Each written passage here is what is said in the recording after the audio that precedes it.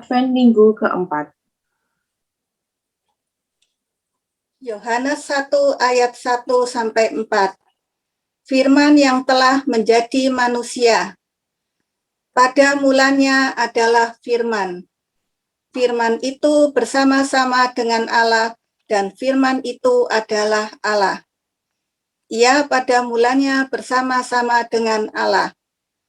Segala sesuatu dijadikan oleh Dia, dan tanpa Dia tidak ada suatu apapun yang telah jadi dari segala yang telah dijadikan. Dalam Dia ada hidup, dan hidup itu adalah terang manusia. Minggu ini adalah pekan terakhir dari masa Advent. Di era pandemi sekarang ini, kita patut bersyukur karena gereja mengajak dan menuntun kita memasuki masa persiapan sebelum merayakan Natal di rumah bersama keluarga kita. Advent, selain mengenang kelahiran Yesus ribuan tahun yang lalu, juga merupakan kesempatan untuk menyiapkan diri menyambut kedatangan Yesus Kristus yang kedua. Kiranya makna Advent dan Natal bisa menyentuh kehidupan kita dan membawa perubahan hidup ke arah yang lebih baik. Selamat memasuki Advent minggu keempat di tengah pandemi. Tuhan Yesus menyertai kita semua. Mari jemaat sekalian, kita akan bersama-sama memasuki saat teduh.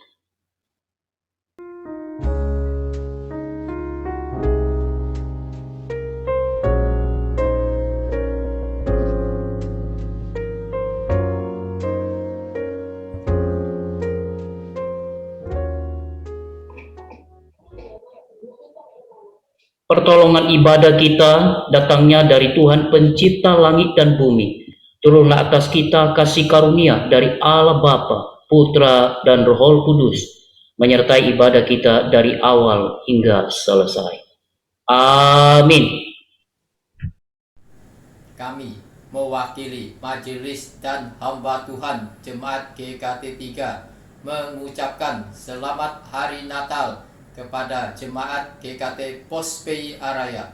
Kiranya sukacita dan damai Natal menyertai kita semua. Amin. Salam MD Yes. Selamat Natal bagi semua jemaat GKT Pospei Araya. Kita tetap bersemangat dan bersukacita menyambutnya.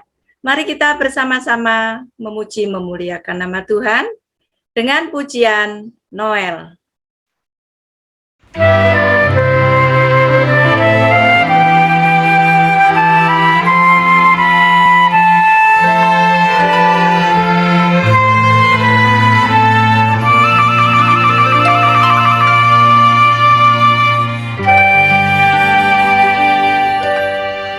Di malam gelap sunyi senyap, nyanyi yang malam menggegam,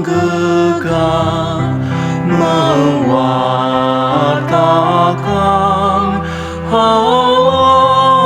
akhirnya sang juru selamat dunia. Noel, Noel,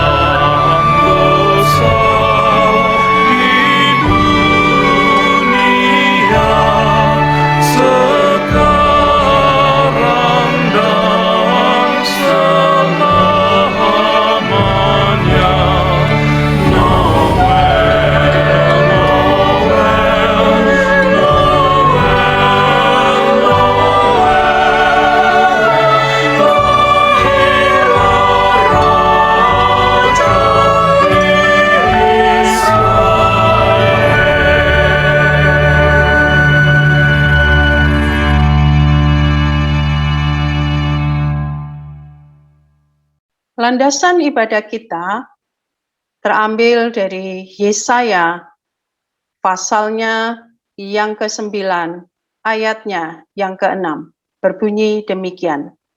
Sebab seorang anak telah lahir untuk kita, seorang putra telah diberikan untuk kita.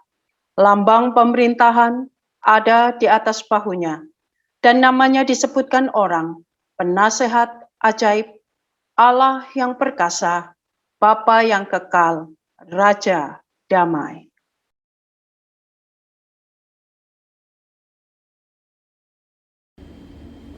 Selamat Natal. Tahun ini kita masih merayakan ibadah Natal secara online. Dan semoga Bapak, Ibu, dan rekan-rekan tetap dalam keadaan sehat ya. Tuhan Yesus memberkati.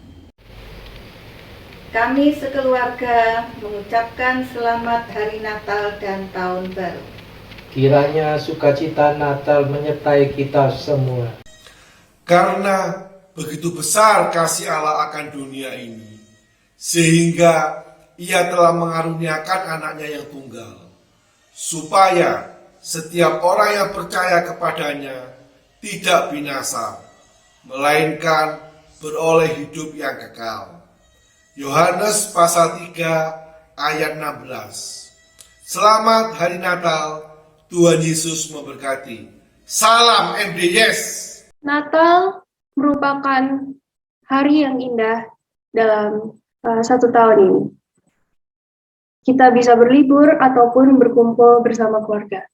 Namun, bagi kita orang-orang percaya, kita mendapatkan suatu kabar yang indah, yaitu lahirnya Juru Selamat kita, Tuhan Yesus Kristus.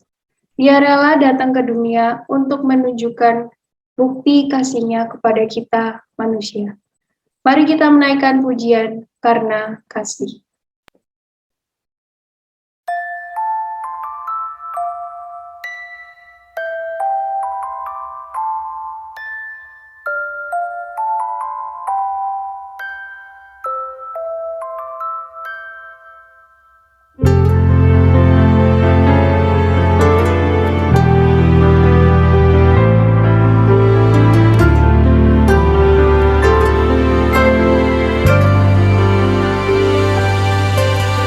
Malam kudus, bintang pertanda, hanya para gembala datang bersama, bukan di istana, hanya kandang domba.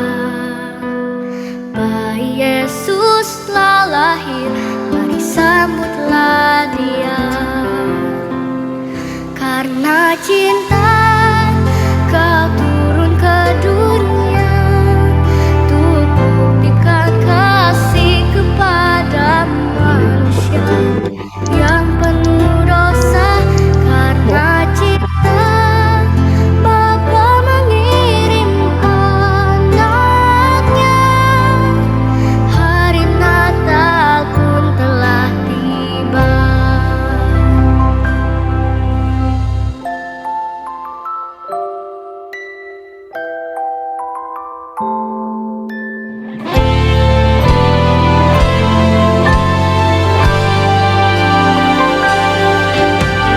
Yang kau pinta bukanlah harta, hati yang sederhana lebih berharga. Yang ku percaya Engkau berserta, berikan damai sejahtera untuk selama-lamanya. Karena cinta Kau turun ke dunia untuk buktikan kasih kepada manusia yang penuh dosa. Karena cinta Bapa mengirim anaknya, hari Natal pun telah tiba.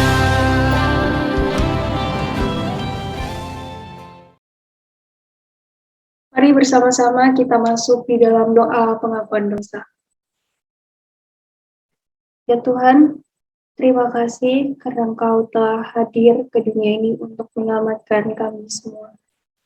Dan pada saat ini kami datang ke hadirat-Mu untuk mengakui segala kesalahan dan dosa yang telah kami lakukan di hadapan. Kiranya Engkau berkenan untuk mengampuni kami semua, dan pimpin sertailah kami, agar kami bisa hidup turut sesuai dengan firman dan perkataan-Mu. Inilah seluruh doa kami, di dalam nama Tuhan Yesus kami telah berdoa. Amin. Sebagai orang yang telah mengampuni dosanya, dengarkanlah berita anugerah yang terambil dari Yohanes pasal 3 ayatnya yang ke-16. Karena begitu besar kasih Allah akan dunia ini, sehingga ia telah mengaruniakan anaknya yang tunggal, supaya setiap orang yang percaya kepadanya tidak binasa, melainkan beroleh hidup yang kekal. Dengarkanlah petunjuk hidup baru sebagai penuntun hidup kita yang terambil dari Roma pasal 15 ayatnya yang ke-13. Semoga Allah, sumber pengharapan, memenuhi kamu dengan segala sukacita dan damai sejahtera dalam iman kamu. Supaya oleh kekuatan Roh Kudus, kamu berlimpah-limpah dalam pengharapan. Saya mengajak jemaat sekalian untuk mengambil posisi tegak. Mari kita mengikrarkan iman kita dengan mengikrarkan pengakuan iman rasuli. Pengakuan iman rasuli. Aku percaya kepada Allah, Bapa yang Maha Kuasa, Khalik langit dan bumi, dan kepada Yesus Kristus, Anaknya yang tunggal Tuhan kita, yang dikandung dari Roh Kudus, lahir dari anak darah Maria, yang menderita sengsara di bawah pemerintahan Pontius Pilatus, disalibkan, mati dan dikuburkan, turun ke dalam kerajaan maut. Pada hari yang ketiga, bangkit pula dari antara orang mati, naik ke sorga, duduk di sebelah kanan Allah, Bapa yang Maha Kuasa. Dan dari sana ia akan datang untuk menghakimi orang yang hidup dan yang mati. Aku percaya kepada Roh Kudus, gereja yang kudus dan am, persekutuan orang kudus, pengampunan dosa, kebangkitan tubuh, dan hidup yang kekal. Amin. Mari kita masuk dalam doa syafaat. Tuhan, kami berdoa untuk orang-orang yang terkena bencana gunung meletus. Tuhan, tolong jaga mereka. Teringat juga untuk anak-anak-Mu yang merayakan Natal. Tuhan, tolong lindungi mereka. Dan untuk mereka yang kehilangan keluarga dan teman-teman mereka, Tuhan berikan mereka kekuatan. Hanya di dalam nama Tuhan Yesus kami sudah berdoa. Amin. Ya Tuhan, pada saat ini kami juga ingin berdoa untuk bangsa dan negara kami, khususnya untuk para pemimpin kami yang ada di pemerintahan, baik di pusat, di provinsi maupun di daerah. Kami berdoa ya Tuhan, agar para pemimpin bisa Engkau berikan hikmat dalam melaksanakan tugas dan tanggung jawabnya. Agar para pemimpin bisa bekerja dengan sepenuh hati dan juga bisa membuat kebijakan-kebijakan yang tepat, sehingga bisa memulihkan kembali negara kami ini, bisa mensejahterakan rakyat dan juga mengembalikan perekonomian ya Tuhan. Terima kasih ya Tuhan, inilah doa kami. Dalam nama Tuhan Yesus kami telah berdoa. Amin. Bapa di dalam surga, kami juga berdoa ya Tuhan untuk masing-masing daripada keluarga kami. Oh Tuhan, di masa-masa pandemi ini Tuhan, tidak menyurutkan Tuhan ya kami, jemaat keluarga kami Tuhan dalam merayakan ibadah Natal ini Tuhan. Bahkan kami memiliki hati yang taat dan rindu ingin untuk melakukan kehendak-Mu. Bapa, masa-masa pandemi ini Tuhan membuat kami Tuhan, keluarga kami semakin rindu, semakin bergandengan tangan dan semakin merapatkan barisan Bapa untuk lebih setia dan untuk lebih taat akan kebenaran firman-Mu. Terima kasih Bapa, hamba-Mu berdoanya di dalam satu nama Tuhan kami Yesus Kristus. Haleluya, amin.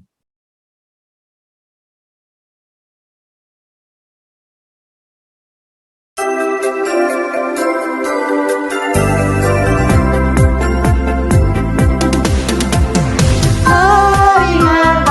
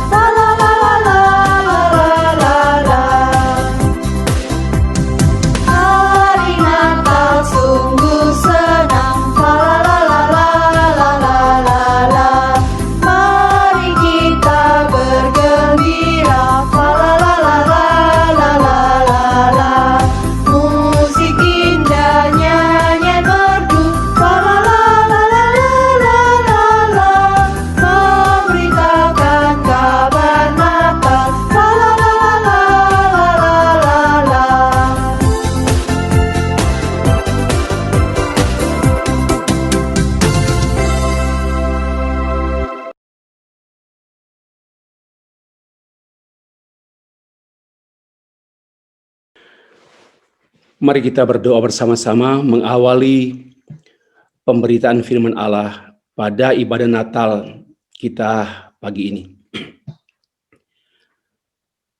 Kami bersyukur untuk setiap kesempatan yang Engkau berikan kepada kami, kesempatan hidup. Dan di tengah-tengah hidup ini adalah kesempatan spesial, yaitu kesempatan kami boleh beribadah kepadamu. Dari sejumlah kesempatan beribadah, kami juga diberikan hak untuk mendengarkan firman-Mu. Di tengah-tengah perayaan Natal keluarga besar GKT, Tuhan berbicaralah kepada kami sekalian, supaya Natal yang kami ingat rayakan ini menjadi berarti. Engkaulah yang memaknai Natal kami. Engkau pula yang memaknai perayaan Natal kami tahun demi tahun, termasuk tahun 2021 ini. Dari awal sampai akhir pemberitaan firman Allah, Roh Allah lah yang mengontrol kami, dan Roh Allah yang menguasai sehingga kami beroleh pengertian dari Roh yang berfirman. Di dalam nama Tuhan kami Yesus Kristus kami berdoa. Amin. Ya, pertama-tama menyampaikan terima kasih kepada Pak Pendeta Eliarman Sarumaha dan juga kepada semua majelis jemaat serta seluruh jemaat yang hari ini, tepatnya saat ini, sedang beribadah dalam rangka mengingat rayakan Natal Yesus Kristus. Topik yang kita bahas pada perayaan Natal ini, Allah telah menjadi manusia. Itulah topik atau pokok pemberitaan kita. Memang topik ini sangat-sangat dogmatis, sangat doktrinal.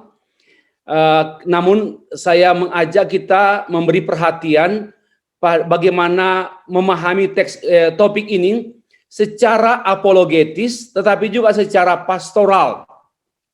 Mengapa saya mengatakan secara apologetis? Karena orang akan bertanya, give me reason, berikan saya alasan, mengapa engkau berpendapat bahwa Allah telah menjadi manusia? Alasan itulah namanya apologetis atau pertanggungjawaban. Atau orang mungkin menyerang, bagaimana mungkin Allah menjadi manusia? Kita memberikan jawaban, dan jawaban kita adalah jawaban apologetis. Maka, tetapi tidak hanya kajian apologetis, karena memang orang Kristen harus menjawab. Orang Kristen tidak boleh diam. Orang percaya harus menjawab. Ya, tapi juga topik yang kita kaji ini dikaji dalam bingkai pastoral, di mana Allah melayani kita melalui topik yang kita kaji ini. Bapak Ibu sekalian, sebelum kita lanjut, saya ingin mengklarifikasi tema. Yang menjadi manusia bukanlah Allah. Mohon diberi perhatian serius, kita belajar ya. Yang menjadi manusia bukanlah Allah. Biar jelas dan kita menjadi orang Kristen cerdas, karena tidak hanya amin tanpa pengertian, melainkan amin karena pengertian. One more time. Yang menjadi manusia bukanlah Allah, melainkan pribadi kedua Allah Tritunggal. Jadi bukan Allah Bapa yang jadi manusia, bukan Allah Roh Kudus yang jadi manusia. Yang jadi manusia adalah pribadi kedua Allah Tritunggal, yaitu Yesus Kristus Tuhan kita. Ini biar jelas, ya, tidak menyimpang ke kiri dan kanan. Selanjutnya, Bapak Ibu, kenapa saya menegaskan ini? Karena memang banyak pandangan yang keliru. Bertalian dengan tema ini, ada pandangan yang menyatakan Allah menjadi manusia Yesus. Yesus ini bukan Allah, tetapi pada waktu Allah menjadi manusia, maka manusia Yesus. Nah, ini keliru, ya. Yang kedua, Allah Bapa menjadi manusia dalam rupa anak. Nah, ini kacau. Ya, ini kacau. Dia menyatukan antara Allah Bapa, mengidentikan. Ya, mengidentikan, saya tidak menyebutkan istilah-istilah sejarah teologi yang Sabellianisme, monofisme, tidak perlu, karena ini untuk jemaat. Ya, Allah menjadi manusia dalam rupa anak, dalam rupa Allah anak. Keliru. berarti Allah Bapa, Allah Anak satu pribadi. Kalau menjadi, ya ini keliru. Ya, padahal kedua-duanya berbeda. Allah Bapa, Allah Anak. Ya, itu yang ketiga, kemanusiaan Yesus sudah ada sejak kekalan. Jadi dia menjadi manusia hanya penampakan. Ya, dulu dia sudah manusia. Di mana? Di dalam kekekalannya sudah manusia.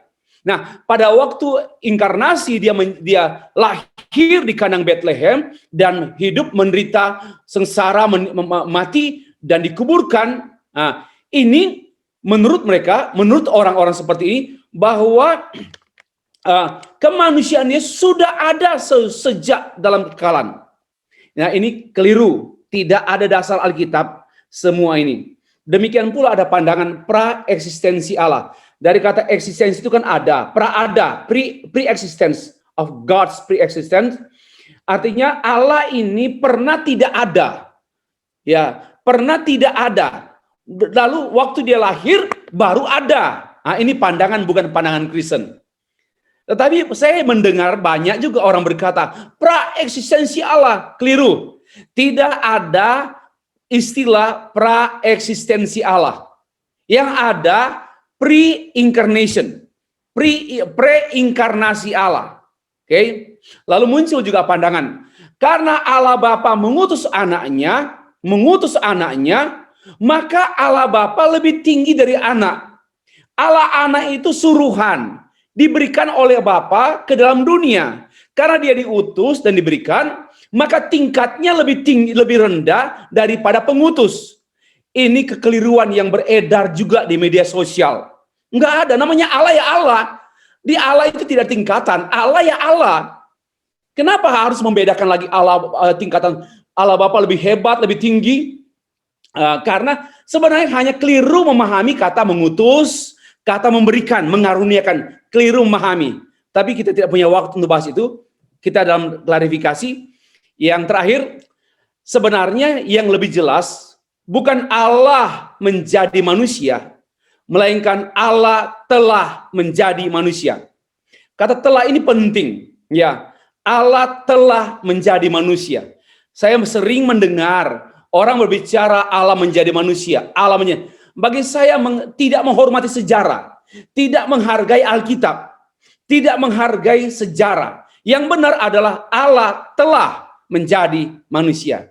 Nah, kita akan membaca Alkitab, teks tertentu, dan disertai dengan penjelasannya. Yohanes 1 ayat 14, demikianlah firman Allah. Firman itu telah menjadi manusia dan diam di antara kita. Dan kita telah melihat kemuliaannya, yaitu kemuliaan yang diberikan. Nah, kata diberikan ini kadang-kadang dipakai, dimengerti oleh orang, iya kan, manusia, anak Allah, Yesus Kristus kan diberikan oleh Allah Bapa kepada manusia, kepada dalam dunia, karena dia diberikan maka dia lebih rendah daripada si pemberi. Ini namanya pandangan subordinasi yang tidak sesuai dengan Alkitab dan tidak sesuai dengan teologi Kristen dan tidak sesuai dengan hakikat Allah. Yesus adalah Allah. Ya, kembali, yaitu kemuliaan yang diberikan kepadanya sebagai anak tunggal Bapa, penuh kasih karunia dan kebenaran. Lalu katanya, ini kan anak, Bapa lebih tinggi dari anak lah, wajarlah. Ini sebenarnya, ini semuanya karena orang mau mengerti istilah Bapa dan anak dalam bahasa manusia. Tapi sebenarnya itu bahasa sorga, bahasa teologis, yang dimengerti dalam hubungan intim Bapa anak. Oke, lanjut. Kita baca lagi Filipi pasal 2 ayat yang ke-7 dan ayat ke-8. Ini pribadi Allah Tritunggal, yang kedua ya, pribadi kedua Yesus Kristus telah mengosongkan dirinya sendiri. Ya, dia sendiri loh, yang mengosongkan diri. Bukan Allah yang melucuti dia, kosongkan dirimu, kamu menjadi bukan Allah. Bukan, dia sendiri. Maka dia bukan subordinate, dia bukan bagian, dia bukan rendah, lebih rendah dari rendah. Dia sendiri yang berinisiatif mengosongkan dirinya sendiri. Ya, dan mengambil rupa seorang hamba. Nah, kata mengosongkan bukan berarti meniadakan kealahannya. Ini kekeliruan orang-orang beragama lain dan ada orang Kristen juga. Toh kan Yesus pernah menjadi tidak Allah. pernah menjadi bukan Allah. Kenapa? Dia pernah mengosongkan diri kealahannya. Keliru. Ya. Dia ada artinya. Dia itu sama, menjadi sama dengan manusia. Dan dalam keadaan sebagai manusia, ia telah merendahkan dirinya dan taat sampai mati. Ya, taat sampai mati. Bukan subordinasi, bahkan sampai mati di kayu salib. Apa artinya? Yang mati sebagai manusia itu, yaitu dia yang menjadi manusia. Yang menjadi manusia, dia adalah Allah. Hanya yang menjadi manusia yang adalah Allah. Oke, ini penjelasan singkat dari teks ini. Mari kita mulai pendahuluan. Bapak Ibu sekalian, ada 3 peristiwa terbesar atau terutama dalam dunia, tidak hanya dalam kekristenan, di seluruh dunia, dalam sejarah dunia ada 3 peristiwa. Yang pertama berawal, tentulah berawal, Allah menciptakan dunia dengan segala isinya. Allah yang memulai segala sesuatu, dia sumber, dia berawal. Lalu peristiwa yang kedua, Allah menjadi manusia. Allah memulihkan. Kenapa memulihkan? Karena Allah menciptakan manusia dan manusia nakal, bukan nakal, berdosa, maka rusaklah penciptaan Allah itu. Maka Allah menjadi manusia.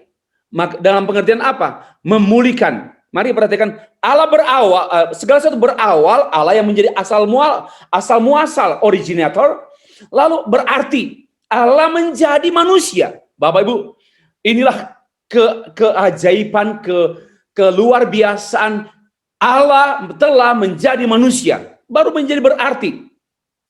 Orang yang tidak mengalami hal ini tidak mengalami arti hidup.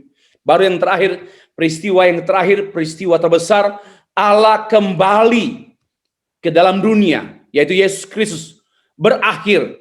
Allah menyudahi sejarah. Allah menyudahi semua ciptaan. Allah menyudahi peradaban. Allah menyudahi segala yang ada.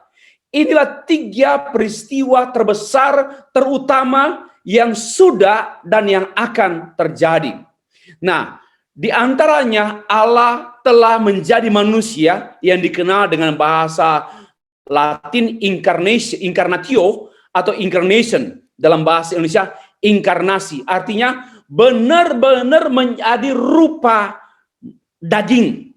Ya, Bapak Ibu yang kasih Tuhan, tema ini tema utama teologi Kristen. Maka itu saya senang sekali saya diundang oleh Pak Pendeta Eliarman dan juga oleh majelis, dan menyuguhkan tema yang bagi saya ini tema yang saya suka pelajari. Bukan saya tahu ya, saya suka pelajari. Allah menjadi manusia, telah menjadi manusia, ini merupakan tema sentral teologi Kristen. Tidak ada tema ini, tidak ada teologi. Tidak ada tema ini, tidak ada gereja. Tidak ada tema ini, tidak ada keselamatan. Dan tema ini menjadi tema utama Alkitab. Dan bahkan menjadi Allah menjadi manusia. Bahkan saya katakan demikian, bahwa jantung dunia terletak pada tema Allah menjadi manusia. Tolong perhatikan yang bagian atas. Allah berawal, Allah menciptakan dunia. Ya, sehingga hewan, semut, tumbuh-tumbuhan, manusia sama ciptaan Allah. Ya, walaupun manusia segambar dengan Allah. Tetapi kalau hanya berhenti di situ, tidak mengalami apa artinya Allah menjadi manusia, sedih sekali jadi manusia. Gagal. Manusia yang tidak menerima Yesus Kristus sebagai Allah yang menjadi manusia, dia adalah Allah yang menjadi manusia, yang tidak percaya, yang tidak benar-benar gagal hidup, hanya berhenti pada penciptaan, dan tidak mungkin berakhir pada Allah yang mengakhiri. Berakhirnya menyedihkan, binasa. Maka itu saya katakan, Allah telah menjadi manusia adalah tema sentral. Tidak hanya tema sentral teologi Kristen, melainkan juga jantung dunia. Jantung dunia. Tidak kenal agama manapun, bahwa tidak kenal bangsa manapun, tidak kenal suku apapun, semuanya jantungnya Allah menjadi manusia. Manusia yang tidak menerima Allah menjadi manusia hanya sampai pada berawal, tidak pernah berarti, dan tidak berakhir, melainkan diakhiri. Sangat-sangat menyedihkan. Bapak Ibu, Sekalipun inkarnasi Allah menjadi manusia adalah jantung dunia, menentukan nasib dunia, benar? Bahwa inkarnasi itu menentukan nasib dunia, namun dunia tidak dapat percaya bahwa Allah yang menjadi manusia itu yaitu Yesus Kristus. Agama-agama samawi seperti Yahudi, Islam tidak menerima bahwa, oke, mungkin mereka berkata, oke, kami terima bahwa Allah menjadi manusia. Oke, kami terima itu. But Allah yang jadi manusia itu yaitu Yesus Kristus, kami nggak terima. Bagaimana mungkin yang menjadi manusia Allah itu Yesus Kristus menjadi manusia? Nah, agama Yahudi dan Islam tidak menerimanya. Yohanes menulis demikian dalam Yohanes 1 ayat 10 sampai 11. Ia telah ada dalam dunia dan dunia dijadikan olehnya, tetapi dunia tidak mengenalnya. Mengapa tidak mengenal? Buta. Karena buta rohani. Jadi orang-orang yang belum percaya atau tidak percaya, jangan dimarah dan jangan dimaki, jangan bilang bodoh. Enggak, mereka buta. Kenapa? Karena mereka tidak menerima anugerah Allah. Ya. Nah, yang kedua, Bapak perhatikan, orang-orang kepunyaannya, dia datang kepada orang-orang kepunyaannya, tapi tidak menerimanya. Si owner, pemiliknya, datang pada si yang dimiliki, tapi yang dimiliki tidak menerima si owner, si pemilik. Ini kan sesuatu yang menyedihkan dan memalukan. Dan itu perilaku manusia dalam dosa. Bapak Bu, lalu pertanyaan lebih jauh, mengapa dunia tidak menerima inkarnasi? Atau mengapa dunia tidak menerima Allah menjadi manusia?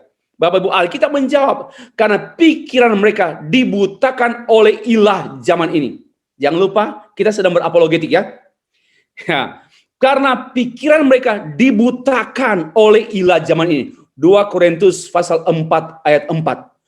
Biarpun mereka doktor, PhD, ahli kimia, astronot, orang pandai, tapi buta rohani. Kenapa? Dibutakan oleh ilah zaman ini. Oleh berhala-berhala dunia.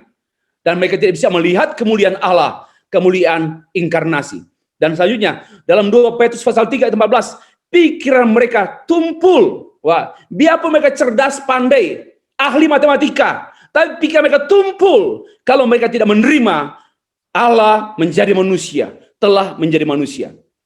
Dan yang mendasar sebenarnya, bahwa kalau orang menerima inkarnasi Allah telah menjadi manusia, itu karena Allah telah Kristus menyingkapkannya.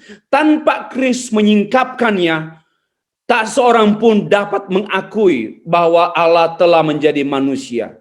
Bapak Ibu sekalian, bukan hanya dunia yang menolak inkarnasi, orang Kristen pun sesungguhnya menolak. Dari mana Pak ngomong seperti itu?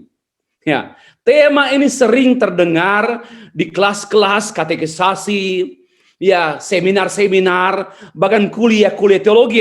Hanya, sorry to say, hanya kognitif, berhenti pada kelas. Dan dogma, nggak menarik. Dan dilupakan. Saya sudah tahu Allah menjadi manusia. I know, I have known. Saya sudah tahu. Ya, tetapi taunya apa? Tahu kulit. Ya, tidak memahami kedalaman taunya itu. Bapak Ibu yang dikasih Tuhan. Apa arti dan apa arti kedalaman artinya? Lalu apa pengaruh doktrin ini bagi kehidupan di saat kesulitan pada masa pandemik? Apakah masa pandemik ini? Apakah inkarnasi Allah telah menjadi manusia berelasi kuat dengan sikap saya pada masa pandemik? Atau sikap saya pada waktu kita ditipu oleh orang, atau kita mungkin dipermainkan oleh orang, bisnis kita dirusak oleh orang?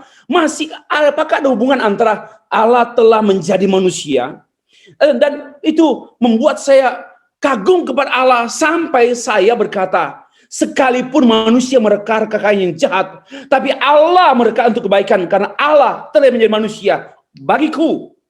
Apakah punya hubungan atau tidak? Bapak Ibu yang dikasih Tuhan. Nah, menyedihkan orang Kristen sendiri menolak doktrin ini. Siapakah mereka? Dalam buku saya menyampaikan 5 kelompok orang Kristen yang menolak finalitas Kristus, menolak Kristus satu-satunya, termasuk menolak inkarnasi, termasuk menolak Allah menjadi manusia. Ini dalam buku saya yang saya tulis tahun 2018. Bapak Ibu sekalian, finalitas Kristus yang juga merupakan finalitas kekristenan. Nah, Kelima kelompok Kristen yang menolak inkarnasi tersebut, satu, orang Kristen nominal, yaitu hanya Kristen tapi tidak tahu dan tidak mau tahu, adalah orang-orang Kristen yang banyaknya berada di tempat-tempat atau di daerah-daerah majority Kristen, ya, mayoritas Kristen. Kebanyakan di Indonesia bagian timur, banyak daerah mayoritas Kristen. Tapi Kristen nominal, Kristen nenek moyang, hanya warisan, dan tidak tahu dan tidak mau tahu. Tanya saja pada mereka. Mereka tidak bisa menjawab kedalaman arti. Why God became human being? Ya, mengapa Allah menjadi manusia? Mereka nggak tahu. Paling ya untuk menyelamatkan manusia. Dangkal sekali, Bapak Ibu. Yang kedua, Kristen Injili tapi abangan. Ini istilah saya. Cukup mengetahui Alkitab, cukup mengetahui Allah jadi manusia, tapi berdiam diri saja, pasif. Dia tahu Allah menjadi manusia, tapi hidupnya pasif. Nggak ada hubungan antara doktrin Allah menjadi manusia dengan kehidupan tiap-tiap harinya. Nggak ada gairah untuk bersaksi. Perhatikan, Allah telah menjadi manusia, yaitu pribadi kedua, Yesus Kristus menjadi manusia. Dan dia satu-satunya mediator, dan bla bla bla bla bla. Harusnya diberitakan. Tapi kalau orang pasif, ini namanya Kristen Injili abangan.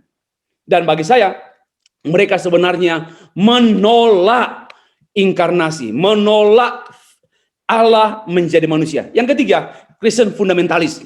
Sering teriak-teriak, haleluya, haleluya, Allah ajaib, Allah hebat, maha kuasa, maha dahsyat, pembuat mujizat. Ya, sering berteriak, Allah menjadi manusia. Namun dangkal dan ekstrim. Ya, hanya itu, dangkal dan ekstrim. Nanti mau membahas lebih jauh, saya bisa kirim buku saya tanpa dibeli. Nah, yang keempat, Kristen liberal. Ya, yaitu orang-orang yang adalah pendeta. Banyak bohongnya. Pendeta bergelar master dan doktor. Mereka tidak percaya inkarnasi. Tidak percaya Allah jadi manusia. Ya, justru mereka percaya Yesus itu adalah manusia biasa, bermoral, bukan Allah. Ini juga orang Kristen loh, dan mereka banyak sekali, mungkin beratus halaman untuk menjelaskannya. Tapi singkat saja, yang terakhir, Kristen pluralis, penganut pluralisme agama, mengakui bahwa Yesus Kristus bukan hanya satu-satunya inkarnasi Allah. Allah berinkarnasi juga di Taipei, di Korea, dengan budaya Korea, berinkarnasi dengan Allah-Allah agama lain. Jadi Yesus Kristus bukan satu-satunya Allah jadi manusia. Banyak cara Allah menjadi manusia, termasuk dalam budaya agama-agama yang ada. Ini semua menolak inkarnasi Yesus Kristus. Padahal seorang ahli teologi yang namanya Soren Kierkegaard menulis, "Incarnation is an absolute paradox of Christian faith." Bahwa inkarnasi itu adalah satu paradoks iman Kristen yang mutlak, tidak bisa dibantah. Tapi itu paradoks. Apa artinya? Seolah-olah bertentangan, tapi sebenarnya tidak. Seolah-olah artinya bertentangan dengan hukum dunia, dengan worldview dunia. Nah, hanya dapat dipahami dengan cara Allah, bukan dengan cara manusia. Itu namanya paradoks. Hanya dapat dipahami dengan cara Allah, dan akhirnya bisa tahu. Bapak Ibu sekalian, mari kita melanjutkan mari kita mempelajari secara singkat tema ini. Allah telah menjadi manusia secara teologis berdasarkan Yohanes 1 ayat yang ke-14. Bapak Ibu sekalian, pola ini pola apologetis, tanya jawab ya. Bapak Ibu, yang pertama, mengapa Yohanes menulis firman telah menjadi manusia? Injil Yohanes dibuka dengan prolog. Pasal 1 ayat 1 sampai 2 itu namanya prolog, pengantar. Biasanya pengantar sesuatu yang istimewa, yang sangat penting. Bahwa kebenaran historis mengenai firman telah menjadi manusia dihentara oleh Yohanes dengan prolog. Lalu ditutup dengan epilog. Pasal 21 ayat 1 sampai 25. Dan khususnya ada kalimat pasal yang ke-23, kesaksian itu benar. Apa artinya? Seluruh pembahasan Injil Yohanes kesaksian itu sungguh absolut benar. Khususnya Allah menjadi manusia. Nah, tujuan penulisan Injil Yohanes memang ada polemik, ada didaktik, ada missionaries purposes, hipotesis. Apa artinya? Yohanes menulis Injil Yohanes ini karena ada perdebatan tentang kealahan Yesus. Ada perdebatan bahwa Yesus bukan Allah, khususnya Judaism. Dan ada pandangan Hellenism, pandangan yang lain. Tapi juga sebenarnya ada tujuan, memang Yohanes mau mengajar, mau mengajar tentang kealahan Yesus. Dan tujuan yang ketiga, yaitu tujuan penginjilan. Ayat yang ke pasal 20, ayat 30 sampai 31, supaya orang menjadi percaya Yesuslah Mesias, anak Allah. Inilah mengapa Yohanes menulis topik firman, logos menjadi manusia. Ya, yang kedua, siapakah logos yang menjadi manusia dalam Injil Yohanes 1 ini? Saya di medsos saya menemukan ada tulisan, ya, orang Kristen ini menulis begini. Mengapa Allah menjadi manusia? Yang menjadi manusia bukan Allah, melainkan firman Allah. Ini pendapat seorang Kristen di medsos. Allah nggak pernah jadi manusia karena dia adalah Allah, nggak mungkin berubah. Kalau Allah berubah, dia bukan Allah. Allah itu kan kekal. Bagaimana mungkin dia berubah? Yang menjadi manusia itu adalah firman Allah. Nampaknya orang ini tidak paham arti logos. Ya, logos menunjuk pada pribadi yang agung, menegaskan kealahan. Tidak sembarang menyebut logos, dan memang dipilih oleh Yohanes dalam inspirasi Roh Kudus mengenai kata logos. Karena apa? Logos itu bicara soal kealahan. Pada mulanya, alfa ini, Kristus itu alfa, adalah logos, firman. Dia firman itu bersama-sama dengan Allah. Firman itu adalah Allah. Dan segala sesuatu diciptakan oleh logos, oleh dia. Jadi logos ini bicara tentang kemuliaan, tentang kealahan. Selanjutnya logos ini telah menjadi manusia, benar-benar manusia. Namun ia pun tetap Allah. Kenapa? Karena ada sebutan anak tunggal Bapa, penuh kasih karunia dan kebenaran. Pasal 1 ayat 14. Dia menjadi manusia. Lalu dia anak tunggal Allah, tetap menegaskan kealahan. Bukan berarti dia menjadi manusia, lalu dia menjadi bukan Allah lagi. Ini ajaran-ajaran orang beragama lain yang tidak paham, yang menangkapnya setengah-setengah, dan juga orang Kristen yang belajar setengah-setengah. Nah, Bapak Ibu, logos adalah pribadi yang agung. Yohanes 1 ayat 1 sampai ini 4. Namun logos yang agung ini menjadi benar-benar manusia sejati. Manusia sempurna. Yohanes 1 ayat 14 sampai 15. Itulah yang dialami oleh Yesus saja. Tidak dialami oleh pribadi manapun. Ini logos ini berkenaan dengan Yesus Kristus yang adalah Allah. Bapak Ibu, mari kalau mau tahu lebih lanjut, logos itu menegaskan kealahan Yesus itu berkenaan dengan logos itu bicara soal Injil, kebenaran, dan teks-teks yang ada Yohanes, pemulihan, keselamatan, salib, dan itu hanya mungkin merujuk pada satu pribadi, yaitu Yesus Kristus Tuhan kita. Logos yang adalah Allah menjadi manusia. Bapak Ibu sekalian. Yang ketiga, mengapa Allah telah menjadi manusia? Mengapa Allah telah menjadi manusia? Dalam bahasa Latin, cur deus homo. Ini dalam bentuk pertanyaan. Mengapa Allah? Why? Cur deus. Kalau bahasa Latin itu urutannya hampir sama dengan bahasa Indonesia. Tidak seperti bahasa Inggris kan? Cur deus homo. Apa artinya? Mengapa cur deus Allah homo menjadi manusia? Ya, Bapak Ibu yang dikasih Tuhan, pertanyaan mengapa Allah menjadi manusia sudah banyak jawaban yang tersimpan dalam pikiran dan mulut orang Kristen.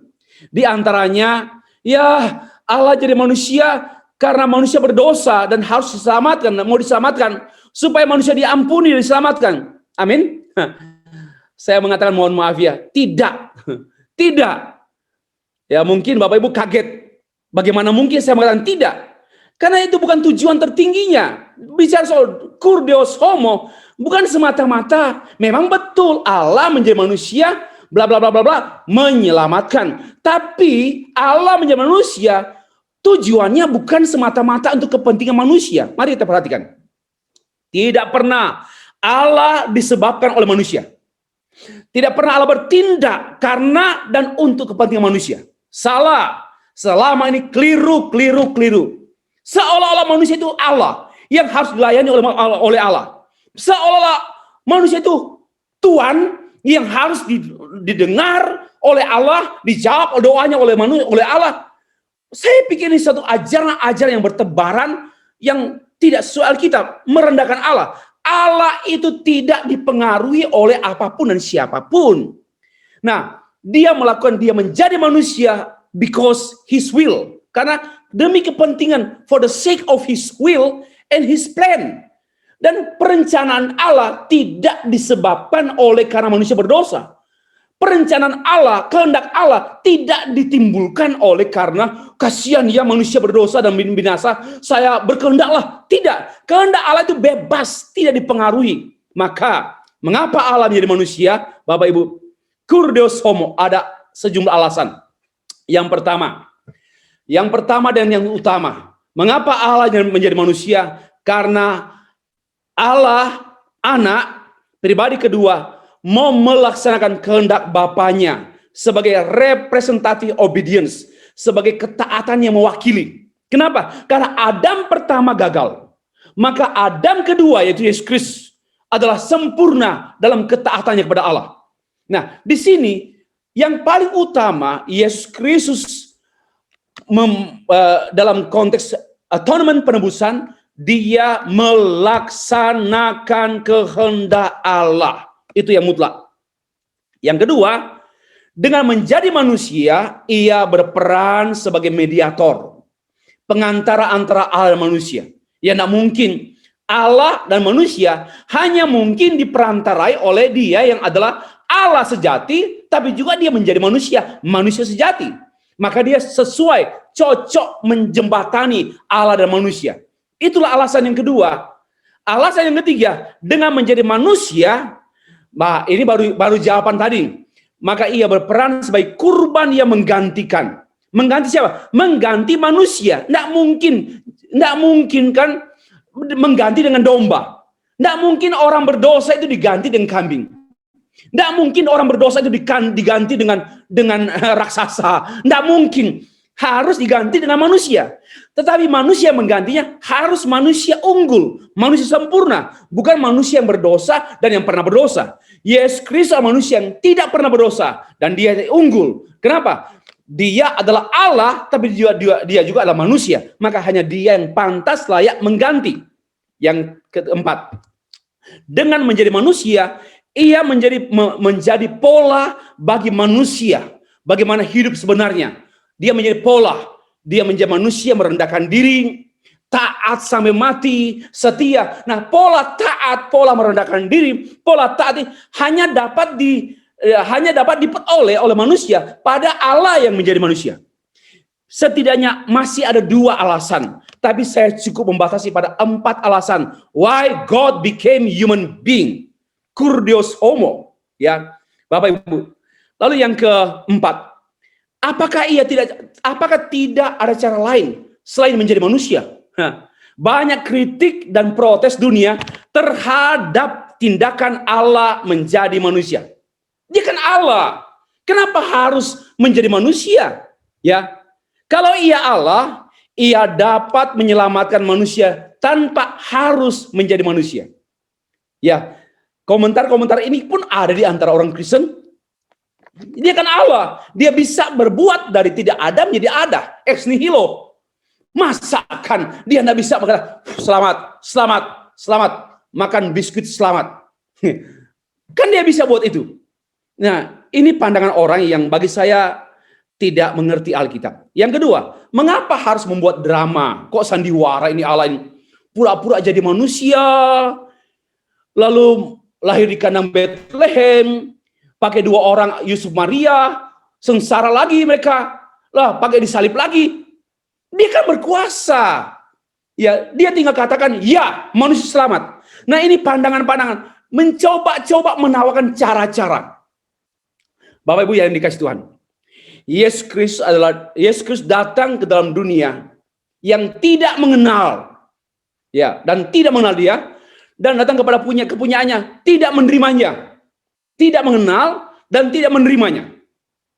Maka itu banyak orang berargumentasi, banyak orang mengemukakan protes kritik. Allah itu kan boleh sederhana sajalah. Jangan pakai hal yang rumit. Jadi orang Kristen jangan rumit lah. Harus sederhana. Hati-hati Bapak Ibu jadi orang Kristen yang kerasukan setan seperti ini. Kita dipengaruhi oleh para artis-artis ya. Jangan rumit lah. Jangan rumit. Ya jangan ribet. Bapak Ibu, jadi orang Kristen harus rumit. Harus ribet. Kenapa? Pikul salib kok. Bagi saya, jangan kita mendengar pendeta-pendeta khotbah kacau-kacau. Mari jangan ribet. Asal percaya, jangan ribet. Asal percaya saya, mujizat terjadi. Jangan ribet. Ini ajaran sesat, Bapak Ibu. Kita harus ribet. Kenapa? Itu artinya pikul salib, menyangkal diri. Ya, ibadah itu harus ribet. Kenapa? Karena memang pengabdian, kurban, satu persembahan yang memang bersusah-susah. Ikut Tuhan jangan bilang gampang, mudah sekali. Itu oke, jalan highway. No, itu ajaran sesat. Ikut Tuhan harus ribet. Saya melawan khotbah pengkhotbah palsu. Harus ribet, ya. Kenapa? Memang karena itu pikul salib. Bapak Ibu yang dikasih Tuhan. Nah, lanjut. Manusia tidak memiliki cara atau jalan yang benar, tapi mengkritik cara Allah. Yesus Kristus adalah cara Allah. Dia menjadi manusia cara Allah. Nah, tapi manusia menolak cara Allah. Sudah manusia buta, manusia lumpuh, tak berdaya secara rohani, masih coba-coba mengkritik cara Allah dan mau mempropos caranya. Caranya apa? Beragama. Caranya beragama. Dengan cara beragama dia pikir ini cara keselamatan, kebaikan, kesalehan. Dia mempropos, mengusulkan, mengupayakan untuk selamat dengan caranya sendiri, cara kebaikan, cara kesalehan, atau menjadi orang bijaksana, ilmuwan, filsuf, orang bijaksana. Semua ini tidak mungkin. Ya, manusia dari manusia, jeruk makan jeruk, tidak mungkin. Jeruk ya dimakan manusia, minimal dimakan binatang. Bapak Ibu, selanjutnya pertanyaan, mengapa harus disalibkan? Sama jawaban dengan pertanyaan, mengapa Allah menjadi manusia? Bapak Ibu, menjadi manusia adalah satu-satunya solusi. Ya, satu-satunya solusi, cara atau jalan yang ditempuh oleh Allah dan tidak mungkin diambil atau digagas oleh manusia. Seperti yang tertulis Yohanes 14 ayat 6. Akulah jalan, kebenaran, dan hidup. Tidak ada seorang pun yang datang kepada Bapa kalau tidak melalui aku. Jadi memang kalau ini mutlak. Kalau tidak, ini mutlak. Apa artinya? Only one way. Only one way. Christ is the one and only way. Satu-satunya jalan. Dan ini cara Allah. Jadi tidak ada cara agama, tidak ada cara hukum, tidak ada cara filsafat, tidak ada cara ilmu pengetahuan, dan tidak ada cara apapun dari manusia selain cara Allah. Yesus Kristus adalah cara Allah. Menjadi manusia adalah cara Allah. Tidak ada cara lain. Bapak Ibu yang dikasih Tuhan. Mari kita yang kelima. Masih ada 2 poin. Menjadi manusia seperti apakah Allah itu? Ya, menjadi manusia seperti apakah Allah itu? Ya, walaupun hampir tidak seorang pun percaya bahwa manusia menjadi Allah, hampir saya pikir orang yang sehat pasti tidak percaya bahwa manusia dapat menjadi Allah. Ya, namun sebenarnya jujur ya, sebenarnya manusia itu kepengen jadi Allah. Ya, kepengen berkuasa, kepengen kaya, hebat, kepengen terkenal, itu semua sebenarnya merupakan bagian daripada untuk menerangkan kepengen jadi Allah. Orang semua politiknya kan begitu, ekonomi politik, apa budaya, klimaksnya sebenarnya manusia ingin jadi Allah. Dan itu merupakan janji setan, janji iblis di Taman Getsemani, di Taman Eden, bukan di Taman Getsemani, di Taman Eden, yaitu kamu akan menjadi seperti Allah, Kejadian 3 ayat 5. Dan memang tidak mungkin. Ya, tidak mungkin. Yang mungkin Allah jadi manusia. Bapak Ibu yang dikasih Tuhan. Allah menjadi manusia, dan banyak ajaran-ajaran lain juga yang menjelaskan tentang Allah menjadi manusia, tapi bukan menjadi sebagai menjelma. Di agama-agama lain atau kepercayaan-kepercayaan suku, ya, Allah menyerupai manusia. Titisan, dia titisan Allah, dia menjelma menjadi manusia, dan tidak benar-benar manusia. Namanya menjelma berarti tidak benar-benar manusia. Yesus tidak begitu. Yesus benar-benar menjadi manusia. Ya, tidak mendunia. Lagi pula banyak ajaran agama-agama atau agama-agama lain atau kepercayaan suku tertentu bahwa menyerupai Allah menjelma itu hanya lokal dan tidak berarti. Hanya apa? Supaya apa? Ya, supaya sehat, supaya nggak ada bencana. Hanya begitu saja. Ini Allah menjadi manusia itu untuk semua dunia ini, semua manusia. Lalu dia tidak hanya menyangkut supaya selamat, supaya diberkati, supaya sukses, supaya nggak gagal, supaya nggak sakit. Bukan begitu, dangkal dan rendahan sekali. Supaya bergaul dengan Allah. Bagi saya tujuan tertinggi Allah menjadi manusia supaya manusia bergaul dengan Allah. Itu lebih tinggi daripada diselamatkan. Tentu dengan cara diselamatkan terlebih dahulu. Nah, yang lain karena mitos Allah menjadi manusia itu menyerupai, menjelma. Karena mitos hilang, ya, hilang hanya sejarah. Ya, memang boleh dikata seperti ini. Secara historis semua mitologi hanya tetap tinggal cerita, tidak benar-benar nyata dan ada dan nyata. Sekalipun memang banyak orang memeliharanya dari generasi ke generasi. Ya, Injil Yohanes menulis demikian. Allah menjadi manusia, Sars egeneto. Pribadi kedua Allah Tunggal menjadi manusia sempurna. Apa artinya? Menjadi manusia tidak berdosa. Menjadi manusia tidak berdosa. Ya, menjadi manusia yang adalah anak Allah. Ya, sebagai utusan Allah, representatif Allah, dan dia adalah Allah. Selanjutnya, Sars egeneto menjadi daging manusia. Yaitu ya jelas ya, yang menjadi manusia itu tentulah yang adalah Allah. Yang benar-benar manusia menjadi manusia berarti ya benar-benar Allah karena menjadi. Kata Sars egeneto ini diikuti dengan kata kai eskenosen. Dalam arti dwelt, artinya tinggal permanen, tinggal tetap di antara manusia. Apa artinya? Menyejarah. Ya, semua jelmaan-jelmaan dewa tidak menyejarah, hanya mitos, mitologi. Tapi Yesus bukan mitologi, bukan mitos. Dia benar-benar became human being and dia tinggal di antara kita. Dia permanen.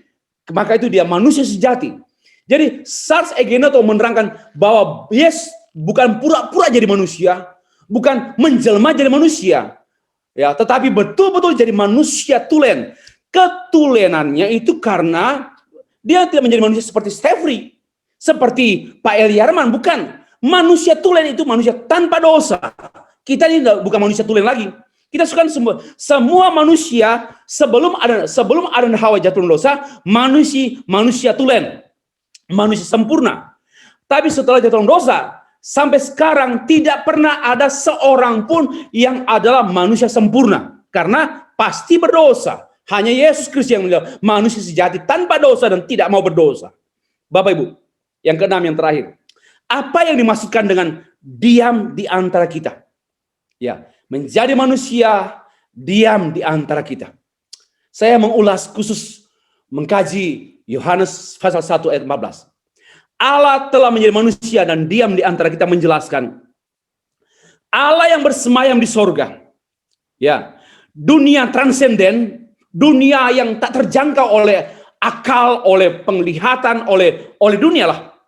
Dia spiritual, tanpa dosa, bebas, ya. Dan Allah itu masuk ke dalam dunia yang imanen, terbatas, space and time, terbatas, dan dunia yang berdosa. Mari kita melihat keagungan doktrin Allah jadi manusia. Wow. Yang bersemayam dalam semua keagungan menjadi tidak agung, menjadi terbatas, menjadi berada dalam dunia berdosa. Itulah yang dimaksudkan dengan dia diam. He was not only, dia tidak hanya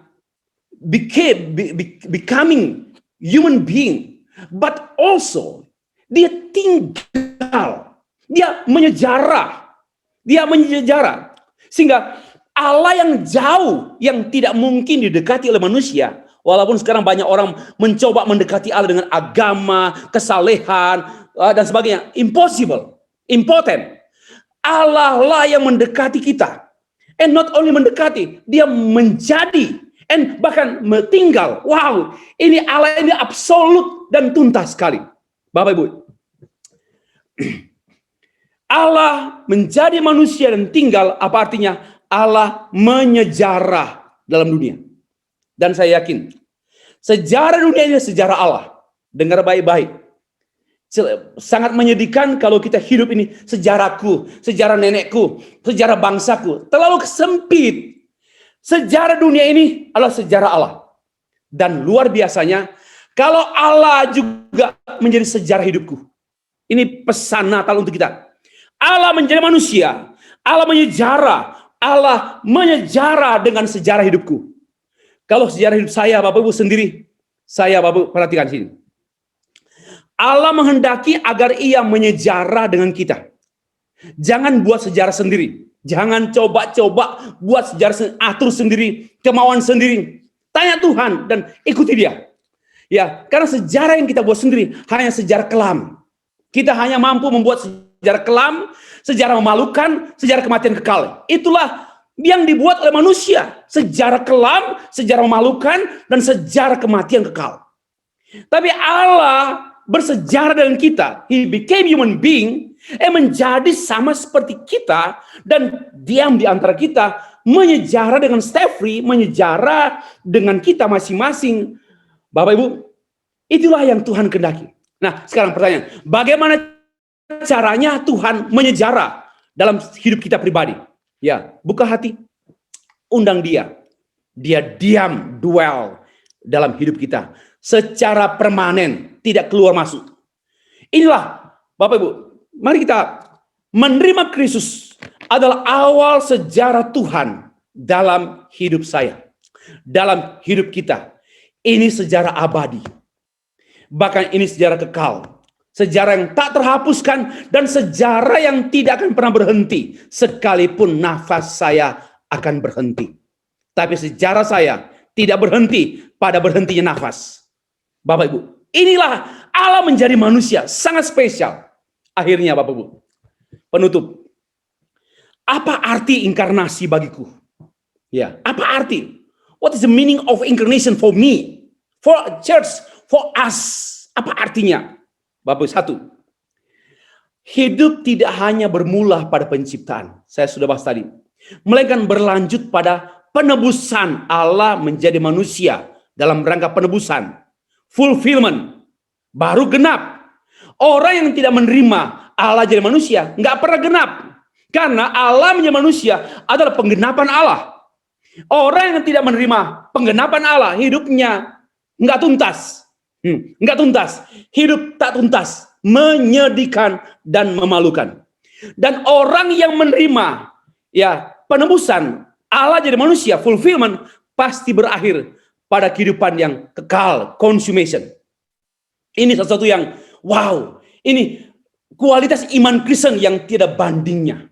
Ya, saya bergairah sekali hidup dan melayani Tuhan karena mengerti hal ini. Yang kedua, peristiwa Allah telah menjadi manusia adalah turning point yang menentukan nasib dunia ini. Ada pada Allah menjadi manusia.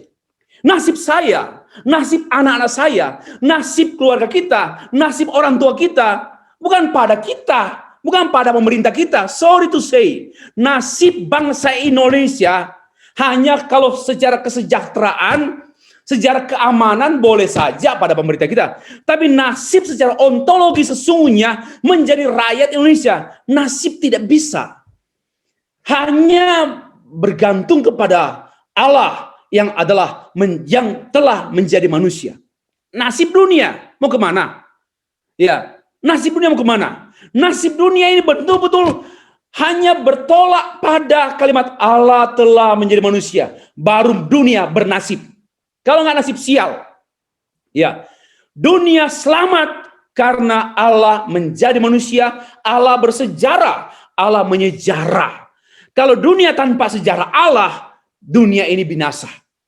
Hidup manusia tanpa sejarah Allah, binasa. Bapak Ibu, yang ketiga, peristiwa dan pengajaran Allah telah menjadi manusia adalah keunikan dan keunggulan iman Kristen yang tiada bandingnya dan tiada taranya. Dan semestinya dari sinilah hidup kita menjadi unggul dalam banyak hal. Moral, unggul kerja. Nggak harus jadi presiden, nggak harus jadi gubernur, nggak harus jadi menteri. Tetapi menjadi orang yang unggul. Kenapa? Orang yang benar-benar hidup yang beroleh hidup dari Allah menjadi manusia. Dan berarti hidup. Kenapa? Kita menjadi perpanjangan tangan sejarah Allah dalam dunia. Yang keempat, Allah telah menjadi manusia adalah cara Allah satu-satunya. Tidak ada jalan lain. Karena itu terimalah dan beritakanlah. Allah menjadi manusia, terimalah dan beritakanlah. Hanya orang bodoh dan atau buta yang tidak ada jalan dari dirinya sendiri, tidak ada jalan dari dunia manapun, dari agama manapun, tapi menolak jalan Allah, cara Allah ditolak. Menolak Yesus Kristus yang adalah cara Allah. Ini orang kalau nggak bodoh, buta. Yang terakhir, bukan kita yang datang menjangkau Allah. Bukan. Melainkan Allah lah yang menjadi manusia, datang menjangkau kita, menjadi manusia, dan dia tinggal. Wow, dia tidak hanya datang menjangkau kita, dia menjadi manusia, tinggal, dan dia juga benar-benar menyatu dan tinggal dengan di antara kita. Cara Tuhan tuntas. Dan yang paling terakhir, penyertaan Allah. Allah datang, tinggal, diam di antara kita, Immanuel, hanya dapat dialami oleh mereka yang telah menerima inkarnasi. Yesus Kristus menjadi manusia. Terpujilah Tuhan kita. Amin. Saya kembalikan kepada liturgos. Baik, mari jemaat yang dikasihi oleh Tuhan, kita boleh bersama-sama mempersiapkan diri untuk mempersiapkan lilin kita. Ya, kita persiapkan lilin kita. Kita persiapkan lilin kita. Kita telah diberikan pengertian kebenaran firman yang sangat luar biasa. Mengapa Allah telah menjadi manusia. Terimalah Yesus Kristus sebagai satu-satunya Tuhan dan Juru Selamat dan beritakanlah itu. Dan biarlah Tuhan yang bersejarah di dalam kehidupan kita. Marilah kita selalu memberitakan akan peristiwa yang besar ini. Menjadi manusia. Sebab dialah yang menjadi sumber segala-galanya. Baik, saya persilakan seluruh jemaat boleh mempersiapkan lilinnya, boleh dinyalakan. Dan kita akan bersama-sama. Oke, baik, sudah siap semuanya. Kalau misalnya kalau berkenan, silakan boleh di unmute, boleh di open cam, maaf, maksud saya boleh di open cam, dan lilinnya boleh dinyalakan semuanya, sehingga nanti view daripada YouTube kita itu boleh terlihat semua jemaat, ya. Oke. 1000 lilin nyalakan di tengah dunia, biar sinarnya menyatakan kemuliaan surga.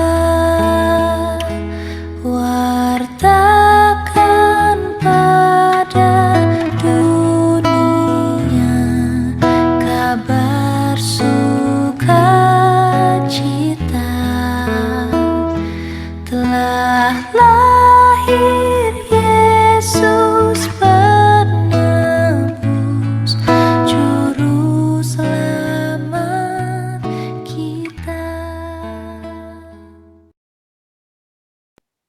Amin. Biarlah kita mengingat, beritakanlah. Allah telah menjadi manusia dan satu-satunya yang akan menjadi juru selamat kita. Terpujilah nama Tuhan. Amin. Saatnya kita akan memberikan persembahan yang terbaik buat Tuhan. Untuk persembahan bisa diserahkan kepada bendahara gereja ataupun melalui rekening gereja yang ada di dalam layar saat ini. Sambil kita memberikan persembahan kita kepada Tuhan, mari kita bersama-sama memuji memuliakan nama Tuhan dengan pujian Dunia Gemar dan Soraklah.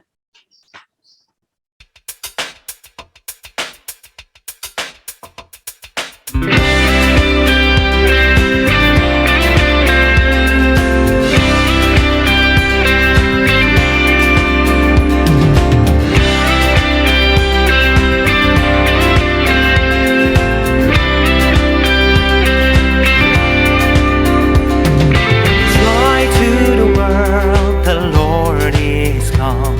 Let earth receive her King. Let every heart prepare him room. And heaven and nature sing, and heaven and nature sing, and heaven and nature sing.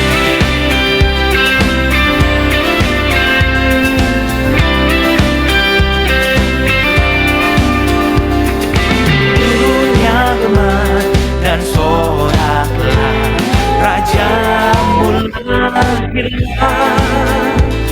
Beri hatimu kepadanya, bersama nyanyilah, bersama nyanyilah, bersama nyanyilah.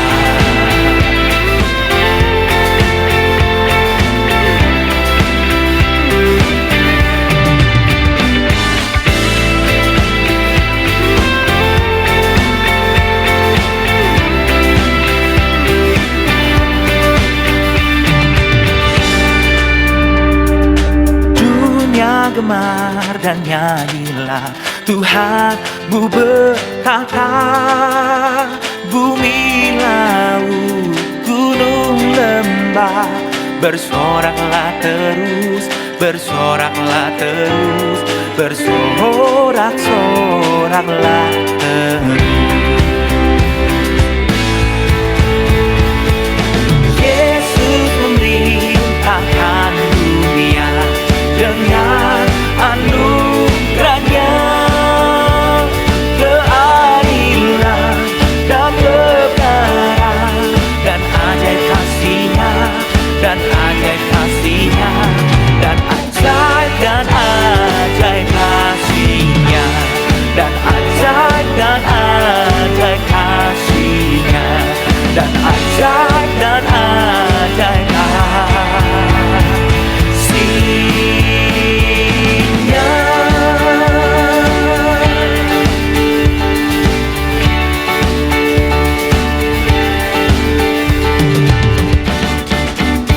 Ya Bapa, terima kasih untuk kesempatan memberi ini. Apa yang kami berikan adalah sebagian kecil dari berkat yang telah Engkau berikan. Terimalah persembahan ini sebagai ucapan syukur kami. Kiranya persembahan ini dapat menjadi persembahan yang harum dan berkenan di hadapan-Mu. Berkati tangan-tangan yang akan mengelola persembahan ini agar menjadi berkat bagi gereja ini. Dalam nama Tuhan Yesus kami berdoa dan mengucap syukur. Amin. Saudara-saudara yang dikasihi oleh Tuhan, kiranya melalui perayaan-perayaan dan ibadah Natal akan mengingatkan kita akan kasih Allah yang teramat besar bagi kita hingga Ia datang ke dalam dunia ini melalui Kristus Tuhan. Dan kiranya melalui perayaan dan ibadah-ibadah Natal akan mendorong kita untuk terus setia melayani dan mengabarkan akan Injil Tuhan. Selamat Hari Natal, Tuhan Yesus memberkati. Salam MD. Yes. Baik, kita akan bersama memperhatikan akan warta jemaat dan juga tentunya pengumuman hasil perlombaan masa Natal. Nah, saya perlu informasikan bahwa terima kasih untuk seluruh peserta karyanya sangat luar biasa ya.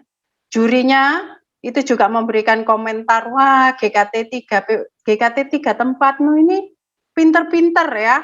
Jadi jurinya bukan dari kita tapi dari luar Pulau Jauh ya. Jadi memang mereka ahli di bidangnya, baik itu desain grafis, decorating maupun juga kids art ya. Jadi jurinya memang yang di bagiannya. Demikian juga terima kasih kepada seluruh jemaat yang telah mendukung berkatmu berkatku pada tanggal 13 kemarin ya.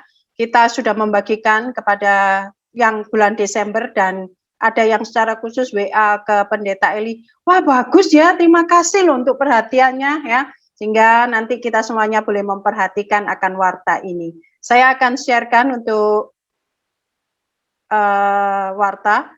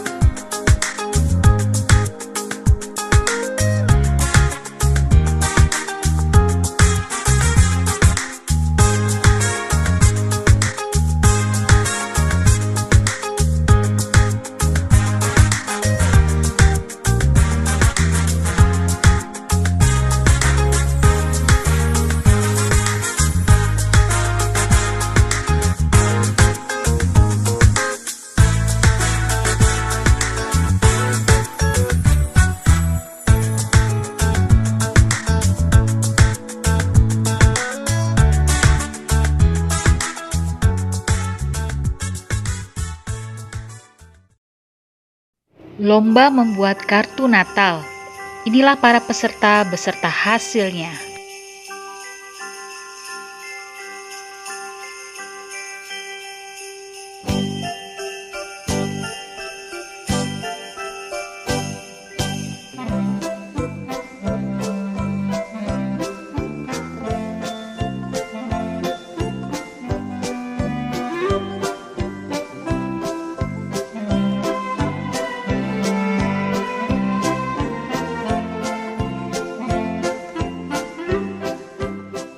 Kriteria penilaiannya adalah 1.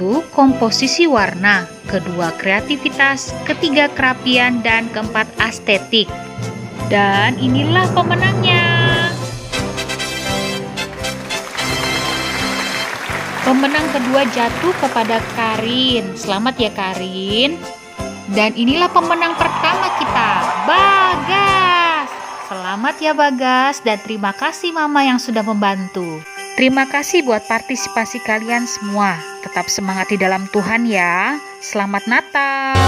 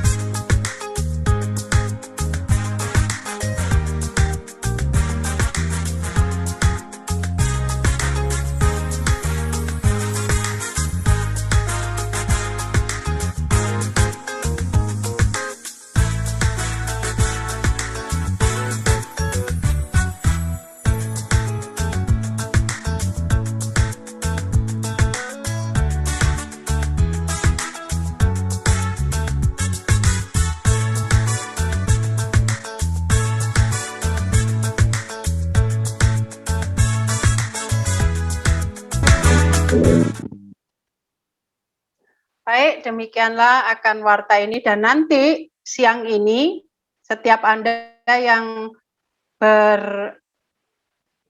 berdomisili di Malang ya, khususnya tapi nanti khusus yang kami akan berkunjung ke rumah Anda untuk menyerahkan bingkisan bagi Anda dan keluarga serta kalender GKT ya. Kalau mungkin yang belum tahu, belum ada alamatnya, boleh nanti diserahkan kepada Pendeta Eliatman atau saya ya. Demikian, sekali lagi terima kasih untuk bingkisan Natal dan hadiahnya. Demikian juga untuk rekan pemuda remaja, khususnya hadiah pemuda remaja akan diserahkan siang hari ini. Tunggu, kami akan mengantarkan bingkisan Anda untuk bersama keluarga dan juga untuk kalender GKT. Dan juga mengucapkan terima kasih untuk majelis penghubung kita, Bapak Hendrik Richard, yang bisa join hari ini, dan juga beberapa rekan dari GKT 3 Pusat yang telah juga join hari ini. Terima kasih. Tuhan Yesus memberkati kita semuanya. Saya serahkan kepada Bapak Pendeta Eliatman. Ya, terima kasih sekali lagi untuk Bapak Pendeta Stefri yang boleh mempertajam kita, yang boleh menguatkan kita melalui perenungan firman Tuhan. Dan kita ingat ya, tadi ada 4 alasan Allah menjadi manusia, yakni representatif obedient, yang mediator, substitutor, dan juga patron kita. Sungguh indah sekali. Dan kiranya mendengar ini sekali lagi mendorong kita untuk setia melayani Tuhan dan juga setia di dalam mengabarkan akan Injil Tuhan. Kita akan mengakhiri ibadah ini, kita naikkan ujian doksologi.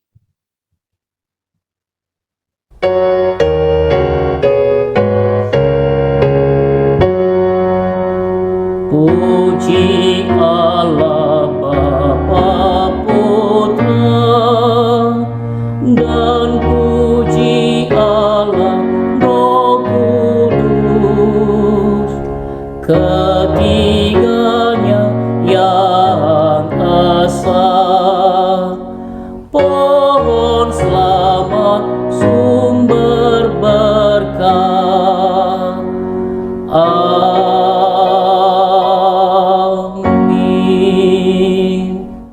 Jemaat yang dikasihi oleh Tuhan, arahkan hati kepada Tuhan dan terimalah berkat-Nya. Kiranya berkat dari Allah Bapa, kasih sayang dari Kristus Tuhan, pertolongan penghiburan dari Allah Roh Kudus, menyertai saudara-saudari semua, mulai hari ini sampai Tuhan Yesus datang untuk kedua kalinya. Amin.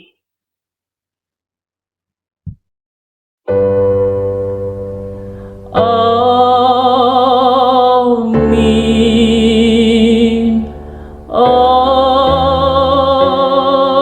Amin.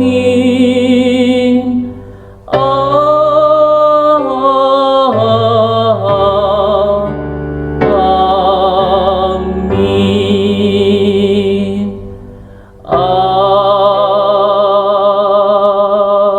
Amin.